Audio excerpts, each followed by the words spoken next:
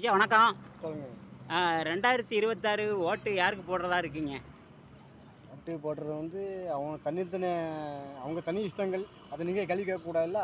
அது நாட் மேலே தவறு வந்து இல்ல ஒவ்வொரு குடிமகனுக்குள்ள உரிமை வந்து குடிமகன் நாங்கள் விட்டு கொடுக்க மாட்டோம். ஆ, நாங்கள் ஓட்டு கண்டிப்பாக போட்டு தான் செய்வோம். ஆ, ஓட்டு போடாமல் இருக்க மாட்டோம். ம், அது அவங்க தனி குடியுரிமை அவங்களுக்கு உண்டு. ஆ, அது நீங்கள் இப்படி பேட்டி அடிக்கீங்களா, நான் ஒன்று சொல்லுவேன், நீங்கள் அதை பப்ளிக் படுத்துருவீங்க. ஆ. இப்போ அத என்கிட்ட பத்தி என்ன இருக்கு? மக்களுடைய என்கிட்ட மனநிலை. 3 ஓட்டு இருக்குது. ஆ, 3 ஓட்டு ஒரு ஆளுக்கு ஒரு ஓட்டு விழும். வெளியே சொல்ல முடியுமா? ஆ, இப்போ நான் ஒரு ஆளுக்கு ஓட்டு போடுவேன், என் வீட்டு ஒரு ஓட்டு போடுவேன், மாமன் ஒரு மாமன் இன்னொரு ஆளுக்கு ஓட்டு போடுவான். ஆ. இதெல்லாம் வெளியே சொல்ல முடியுமா? ஆ.